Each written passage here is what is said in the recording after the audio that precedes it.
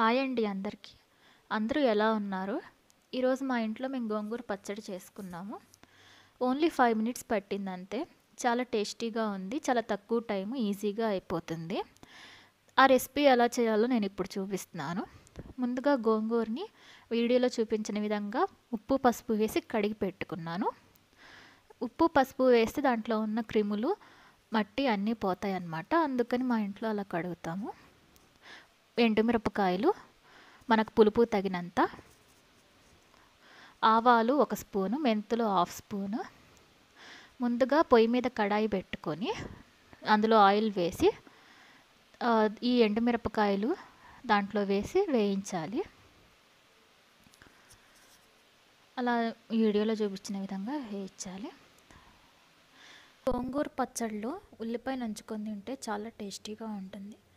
నాకు చాలా ఇష్టం గోంగూర పచ్చడి, గోంగూరతో చేసినవి ఏమైనా. మీరు కూడా ఈ రెసిపీ ఇంట్లో ట్రై చేసి ఎలా వచ్చిందో నాకు కంపల్సరీ చెప్పండి కామెంట్స్లో. ఇది చాలా టేస్టీగా అండ్ ఈజీగా అయిపోతుంది, చాలా బాగుంటుంది. ఇప్పుడు మెంతులు వేయాలి, ఆవాలు వేసి బాగా వేగనివ్వాలి. వాటిని వీడియోలో చూపించిన విధంగా ఆ విధంగా బాగా వేయించాలి. వేయిస్తేనే బాగుంటాయి, లేకపోతే ఆవాలు, మెంతులు అవి చేదుగా ఉంటాయి. ఇలా వేగిన తర్వాత ఎండుమిరపకాయలు ఇలా ఉంటాయి, కొంచెం బ్రౌనిష్ కలర్లో. అలా వాటిని మిక్సీలో వేయాలి, మిక్సీ పట్టాలి. ఈ పచ్చడి తొందరగా అయిపోతుంది కాబట్టి పిల్లల లంచ్ బాక్స్లోకి, అదేవిధంగా ఆఫీస్ వాళ్ళ లంచ్ బాక్స్లోకి వెంటనే చేసుకొని పెట్టేసుకోవచ్చు. హౌస్ వైఫ్స్ ఎవరైనా కొత్తగా నేర్చుకునే వాళ్ళు ఉంటే వాళ్ళకు కూడా బాగా ఉపయోగపడుతుంది, బ్యాచిలర్స్కి. ఎందుకంటే ఈజీగా అయిపోతుంది కాబట్టి. మిక్సీ పట్టాము.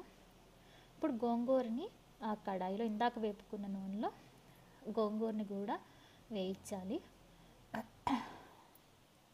గోంగూర పచ్చివాసన పోయేంత వరకు దాన్ని వేయించాలి, పచ్చంతా పోయేంత వరకు.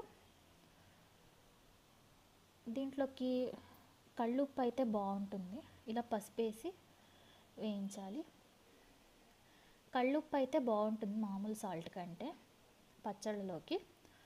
అదేవిధంగా మిక్సీ కంటే రోలు ఉన్న వాళ్ళు రోల్లో కూడా రుబ్బుకుంటే టేస్ట్ అదిరిపోతుంది, చాలా బాగుంటుంది.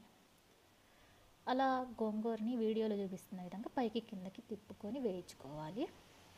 ఇది మగ్గిన తర్వాత ఇలా ఉంటుంది గోంగూర.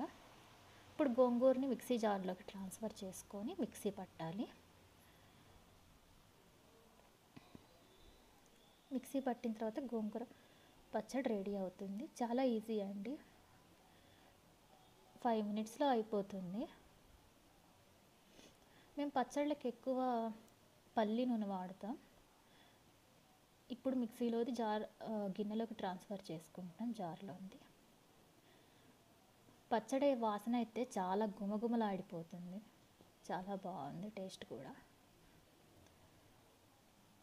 ఉప్పు కూడా మనకి తగినంత వేసుకోవాలి.